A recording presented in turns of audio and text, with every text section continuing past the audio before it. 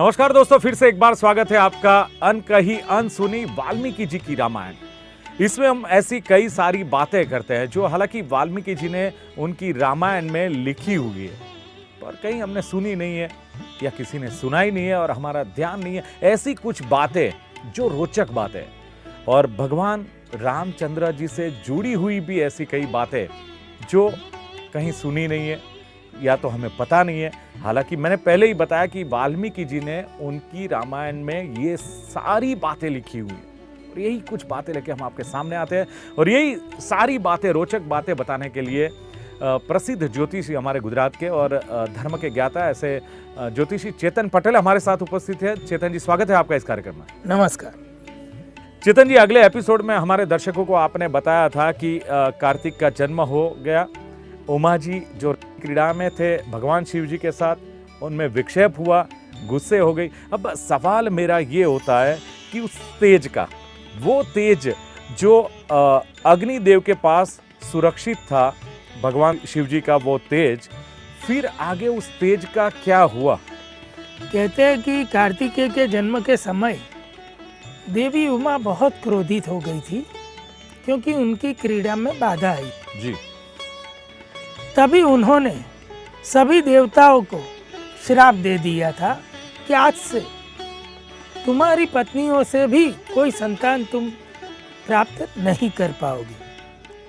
साथ ही देवी पृथ्वी को भी श्राप दे दिया था कि आज से तुम्हारा भी कोई एक पति नहीं होगा और तुम भी बहुतों की भारिया कहलाओगी, तुम्हें भी कभी भी संतान सुख का अनुभव नहीं होगा। यह सब बातें हुई थी, परंतु यह तेज जो अग्निदेव के पास सुरक्षित था, वह शिव का तेज कार्तिकेय के रूप में कैसे आया, वाल्मीकि जी ने बड़े ही अद्भुत तरीके से अपनी इस रामायण में बताया है। विश्वामित्र जी गंगा जी के एक और प्रसंग की बात करते हुए भगवान श्री राम से कहते हैं कि देवता भगवान शिव जब तप में गए थे तभी देवता दैत्यों के अत्याचार से बहुत परेशान हो गए थे और जब भी ऐसा कुछ देवताओं को होता था तभी भगवान शिव ही उनकी रक्षा करते थे। तब उनके रक्षक की अनुपस्थिति में देवता निसहाय हो गए थे। तभी वह सभी अपनी विनती लेकर ब्रह्मा जी के पास चले गए थे और ब्रह्मा जी से हाथ जोड़कर यह विनती करने लगे कि हमारे रक्षक देव भगवान शिव माता उमा के साथ तप कर रहे हैं, अब हमारी रक्षा कौन करेगा, आप हमें एक सेनापति दीजिए। तभी भगवान ब्रह्मा जी ने सभी देवताओं को यह बताया था कि अग्निदेव के पास भगवान शिव का जो तेज सुरक्षित है, आप वह तेज ले जाकर उमा की बड़ी बहन गंगा जी को विनती करके उनके गर्भ में प्रस्थापित करवाइए। सभी देवताओं ने मिलकर गंगा जी की स्तुति की थी। अपने दिव्य रूप में गंगा जी वहां प्रकट हुई थी और गंगा जी से सभी देवताओं ने यह प्रार्थना की कि हम सभी देवों की कामना के लिए, हम सभी देवों के देव कार्य के लिए भगवान शिव के इस तेज को, जो भगवान अग्नि के पास सुरक्षित है, आप उसे धारण कीजिए। संसार में दूसरी कोई देवी भगवान शिव के तेज को धारण नहीं कर सकती है। तभी देवों के कार्य के लिए देवी गंगा मान गई थी और उन्होंने अपना दिव्य रूप धारण कर लिया था। गंगा जी का दिव्य रूप देखकर अग्निदेव ने भगवान शिव के उस तेज को उनके समीप बिखेर दिया था और भगवान शिव के उस तेज को गंगा जी ने अपने गर्भ में प्रस्थापित कर लिया था। यह पूरी लीला संसार में हो रही थी। सभी देवता भी यह लीला देखकर आनंदित हो गए थे और उन्हें इसी तेज से गंगा जी द्वारा अपना सेनापति मिलने वाला था। कुछ समय के बाद भगवान शिव की इस गर्मी से गंगा जी अंदर ही अंदर तप्त होने लगी, जलने लगी थी। कुछ समय बीतते ही गंगा जी के मुख पर, शरीर पर यह पीड़ा दिखने लगी थी। तब सभी देवता चिंतातुर हो गए थे और गंगा जी भी इस तेज को अब आगे सहन न कर पाए, ऐसी स्थिति में पहुंच गई थी। तभी सभी देवता ने ब्रह्मा जी की आज्ञा लेकर गंगा जी का यह कठिन सहयोग देखकर उनसे प्रार्थना करते हुए यह कहा था कि देवी, आप भी यह तेज को अब गिरा दीजिए और उसी जगह पर गिराइए जहाँ पहले ये तेज गिरा था, जहाँ दिव्य सरकंडों का वन बना है भगवान शिव के इसी तेज से, तो इसकी रक्षा हो जाएगी। तो देवी गंगा ने हिमालय में उसी सरकंडों के वन में भगवान शिव के इस तेज को गिरा दिया था। समय के पहले यह तेज स्खलित हुआ था गंगा जी के गर्भ से, इसीलिए देवों ने इसका नाम स्कंद भी रख दिया था। यह तेज जब सरकंडों के वन में गिरा तो उनसे 6 मुख वाले एक बालक का जन्म हुआ था और यह बालक वहां तुरंत ही रोने लगा था। तभी उसे शांत करने के लिए सभी देवताओं ने 6 कृतिकाओं से प्रार्थना की थी कि आप इन्हें दूध पिलाइए। तभी उन कृतिकाओं ने भी एक शर्त रख दी थी कि यदि हम इसे दूध पिलाएंगे तो इसको हमारा नाम देना पड़ेगा, यह हमारा ही पुत्र कहलाएगा। तभी देवताओं ने भी इन्हें वचन दे दिया था। तभी से इसका नाम कार्तिकेय पड़ गया था। सिर्फ एक ही दिन इन कृतिकाओं का दूध पीकर कार्तिकेय अपनी युवा अवस्था को प्राप्त कर गया था। कार्तिकेय ने युवा होकर देवताओं ने उसे अपना सेनापति बना लिया और वही कार्तिकेय ने आगे जाके देवताओं के साथ मिलकर कई राक्षसों को मार गिराया था। इसी प्रकार देव के सेनापति कार्तिकेय बन गए थे और उन्होंने असुरों के साथ के युद्ध में देवताओं को विजय भी दिला दी थी। इस प्रकार देवी गंगा के सहयोग से कार्तिकेय का जन्म हुआ था और अग्निदेव के पास जो शिव का तेज रखा था उन्हीं से कार्तिकेय का जन्म हुआ था। बहुत बढ़िया कि देवी गंगा के कारण कार्तिकेय का जन्म हुआ और शिव जी के पास तेज था, वो भी देवी गंगा के कारण वो खत्म हुआ। सवाल ये है कि असुरों के सामने विजय भी हुआ देवताओं का। चेतन जी, गंगा तो बहुत पवित्र मानी जाती है, हमारे धर्म ग्रंथों में भी लिखा है और सभी का एक बार ऐसी इच्छा सभी मानवों की होती है कि एक बार गंगा में नहाए। इतनी पवित्र गंगा है और बहुत उसका महात्म है। तो सवाल यह है कि देवी गंगा इस धरती पर पवित्र नदी के रूप में इनका प्राकट्य कब हुआ और कैसे प्राकट्य हुआ? देवी गंगा के प्राकट्य की बात, यही प्रश्न उसी समय भगवान श्री राम और लक्ष्मण जी और जितने भी ऋषिगण मुनिगण थे, सभी के मन में गंगा जी की इतनी दिव्य बातें सुनकर सभी को यह प्रश्न भी हो गया था कि इस धरती पर यह देवी गंगा पवित्र नदी के रूप में कहां से आ गई। तभी विश्वामित्र जी ने भगवान श्री राम को एक कथा सुनाई कि आपके ही अयोध्या नगर में पूर्व काल की एक कथा है। तभी सगर नाम के एक राजा थे। राजा सगर बड़े ही धर्मात्मा थे। उनकी 2 पत्नियां थी, केशनी और सुमति।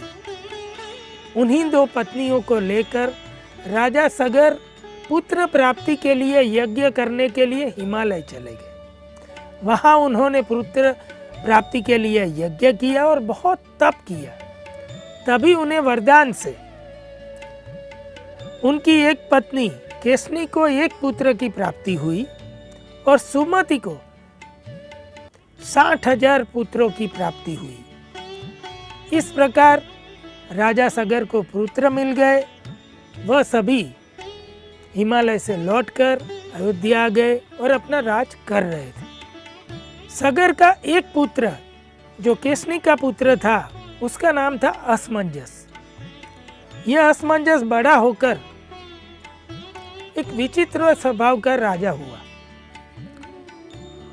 उसको छोटे छोटे बालक जो घूमते रहते, उनको उठा के सरयू नदी में डालने से बहुत आनंद आता था और वह बालकों की पीड़ा देखकर वह अपने सैनिकों के साथ बहुत हंसी मजाक करता था और ऐसे क्रूर कृत्य से उसे बहुत आनंद आता था और रोज का उसका एक क्रम बन चुका था। उसके इस कृत्य से अयोध्या की जो प्रजा थी वो त्रस्त हो गई थी और एक दिन पूरी अयोध्या की प्रजा इकट्ठा होकर राजा सगर के पास पहुंच जाती है और उन्हें यह विनती करती है और कहती है कि आपका पुत्र असमंजस, जो बड़ा ही विचित्र स्वभाव का है और बड़ा ही पापी है, कहते हैं कि हमारे बच्चों को उठाकर वो सरयू नदी में फेंक देता है और उनकी मृत्यु से आनंद पाता है। अब हम सभी ने ये तय कर लिया है, या तो इस नगर में वह असमंजस रहेगा या तो हम सभी रहेंगे। अपनी प्रजा के मुख से यह बात सुनकर राजा सगर ने अपने उस दुराचारी पुत्र असमंजस को हमेशा के लिए नगर से बाहर भेज दिया था। उसे नगर में कभी भी आने की अनुमति नहीं दी थी। इस प्रकार यह जो राजा सगर थे वो धर्मात्मा स्वभाव वाले और न्यायप्रिय थे। आगे जाकर उन्होंने विंध्याचल पर्वत पर अश्वमेध यज्ञ का आयोजन किया था। जी। अश्वमेध यज्ञ का आयोजन करके असमंजस का जो पुत्र था उसे राजा बना दिया था और उसका नाम था अंशुमान। और अश्वमेध यज्ञ के जो अश्व था उसका दायित्व उसने अंशुमान को दे दिया था और अंशुमान को उस यज्ञ का जो पशु था, जो अश्व, उसका ध्यान रखना था। कहते हैं एक तरफ यज्ञ शुरू हो गया, बड़ा ही विशाल अश्वमेध यज्ञ हो रहा था। तभी देवताओं के राजा इंद्र को थोड़ा भय सताने लगा कि राजा सगर का यदि ये अश्वमेध यज्ञ पूरा हो गया तो मुझसे इसका बल बढ़ जाएगा। इसी डर के मारे इंद्र ने एक दानव का रूप धारण किया था और कथा ये कहती है कि उस अश्वमेध यज्ञ के जो पशु था, जो अश्व था, उसको इंद्र ने चुरा लिया और चुरा कर पाताल लोक में जाकर छिपा दिया था। कुछ ही समय में सभी लोग इस अश्व को ढूंढ रहे थे, कहीं अश्व का कोई पता नहीं लगा। तभी सभी सैनिकों ने आकर यह समाचार राजा सगर को सुनाया, अंशुमान को सुना दिया था। तभी सभी मुनियों ने यह बताया कि यज्ञ पशु का घूमना या नहीं मिलना बहुत अशुभ माना जाता है, राज्य की बहुत अपकीर्ति होगी और यह यज्ञ कभी पूरा नहीं होगा। तभी राजा सगर ने अपने 60,000 पुत्रों को यह यज्ञ पशु शोधने का आदेश दे दिया था। तभी इन्हीं 60,000 पुत्रों ने पूरा पृथ्वी को छान मारा था, पूरी पृथ्वी को, और ढूंढते ढूंढते वह पाताल लोक चले गए थे। और पाताल में वहाँ कपिल मुनि का आश्रम था और कपिल मुनि ध्यानस्थ बैठे थे। वहीं उनका वो अश्व चारा खा रहा था। सभी 60,000 पुत्रों ने वहाँ जाकर वो समझ लिया और देख लिया कि हमारा यज्ञ का पशु इधर है। उस यज्ञ को वो छुड़ाने के पहले उनको ऐसा हुआ कि यही मुनि चुरा कर इसे ले आया है, तो इसी का नाश कर देना चाहिए। तो सभी 60,000 पुत्रों ने क्रोध में आकर कपिल मुनि को ललकारा था और उन पर आक्रमण करने चले गए थे।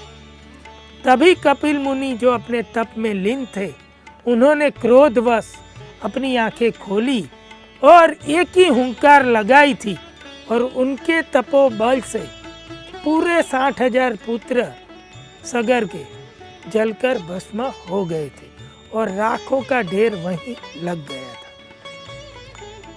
इस तरफ अयोध्या में बहुत दिनों तक सभी 60,000 पुत्र अश्व को लेकर नहीं आए, तो स्वयं अंशुमान ने उनको खोजने के लिए जाने का निश्चय किया और कुछ सैनिकों के साथ वह भी पृथ्वी का चक्कर लगाने लगे और अश्व को ढूंढते ढूंढते पाताल चले गए थे।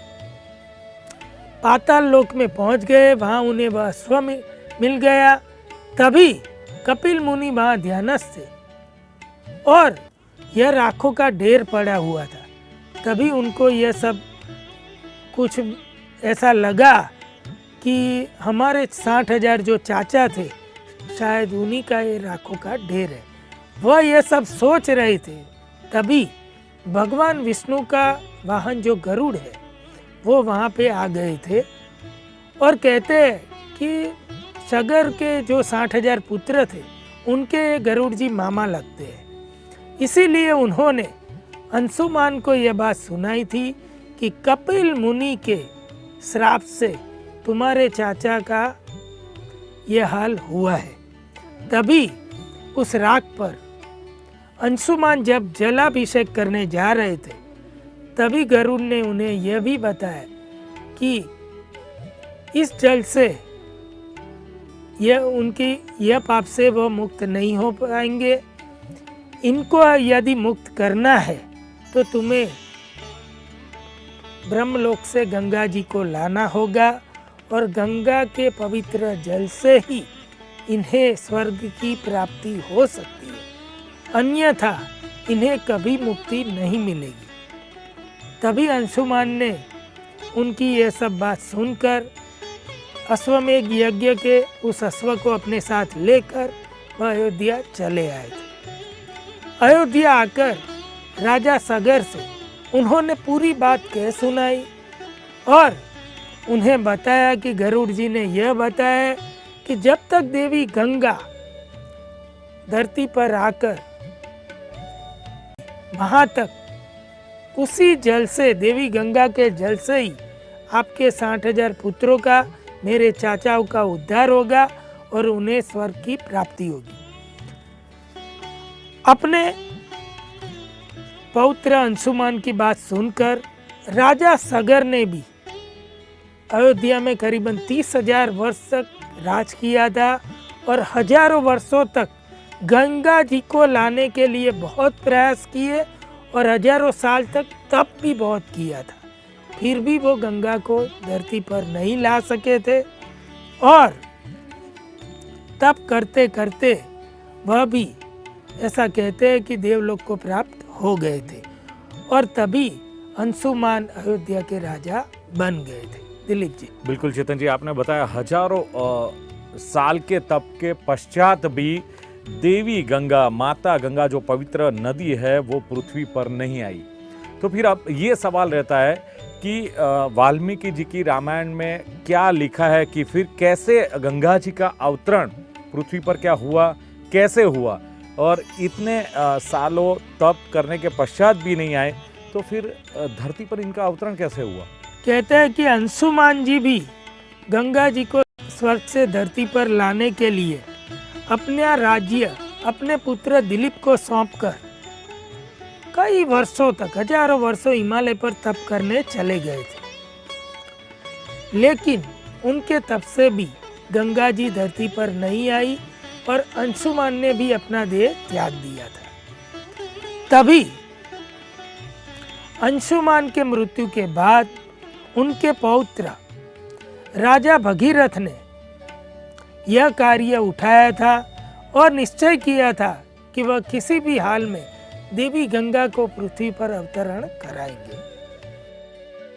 तभी उन्होंने गोकर्ण के पवित्र तीर्थ में जाकर 1000 वर्ष तक ब्रह्मा जी का घोर तप किया था। उनके घोर तप से प्रसन्न होकर ब्रह्मा जी प्रकट हो गए और भगीरथ से कहने लगे कि मैं जानता हूं कि तुम क्या वर चाहते हो। तभी राजा भगीरथ ने ब्रह्मा जी से विनती करते हुए कहा था कि आपके कमंडल में जो गंगा जी विराजित है, आप उन्हें पृथ्वी लोक पर भेजिए, तभी मेरे पूर्वजों का उद्धार होगा। ब्रह्मा जी ने भगीरथ की ये बात सुनी, किंतु एक प्रश्न किया कि यदि मेरे कमंडल से आकाश मार्ग से गंगा पृथ्वी पर आएगी तो उसका वेग कौन धारण करेगा? इस संसार में सिवाय शिव के गंगा जी का यह वेग कोई धारण नहीं कर सकता है। अन्यथा मैं गंगा जी को भेज दूंगा। गंगा जी पृथ्वी पर आते ही पृथ्वी को चीरती हुई पाताल से रसातल चली जाएगी और कभी तुम्हारे पूर्वजों का उद्धार नहीं होगा। इसीलिए मेरी सलाह से तुम सबसे पहले भगवान शिव को प्रसन्न करो और राजी करो कि ये गंगा जी जो आकाश मार्ग से आएगी तो उन्हें वो झील ले और उनका वेग को वो अपनी जटाओं में धारण कर ले। तभी कहते हैं कि राजा भगीरथ ने बहुत कठोर तप शिव का किया था, किंतु इतना कठोर था तप, सिर्फ एक ही साल में भगवान शिव प्रसन्न हो गए थे। इतना कठोर तप राजा भगीरथ ने किया और उन्हें भगवान शिव से विनती की कि ब्रह्मा जी ने मुझे बताया है, इसीलिए आप यदि ब्रह्मा जी गंगा जी को मुक्त करते हैं तो आप उसे अपनी जटा में धारण कीजिए। तभी भगवान शिव राजी हो गए थे, प्रसन्न हो गए थे और भगीरथ से उन्होंने कहा था कि अवश्य मैं तुम्हारी ये मनोकामना पूर्ण करने के लिए देवी गंगा को अपनी जटा में धारण करूंगा। दिलीप जी, चलो तो आखिर में भगवान शिव जी ने मान लिया कि गंगा नदी को अपनी जटा में धारण करे। और हम लोग देखते भी हैं कि फोटो में जब देखते हैं शिव जी, भगवान शिव का फोटो, तो माँ गंगा, देवी गंगा उनके जटा में विराजमान है। अब सवाल ये है कि देवी गंगा को शिव जी ने कैसे धारण किया और देवी गंगा धरती पर उनका अवतरण कैसे हुआ, ये दोनों बातें हम चेतन जी से अगले एपिसोड में जानेंगे। चेतन जी, आप हमारे इस एपिसोड में उपस्थित हुए, बहुत सारी रोचक बातें हमारे दर्शकों को बताया, आपका बहुत बहुत शुक्रिया। नमस्कार। तो दोस्तों, हम अगले एपिसोड में गंगा जी के बारे में और सुनेंगे। आप देखते रहिए अनकही अनसुनी रामायण। नमस्कार।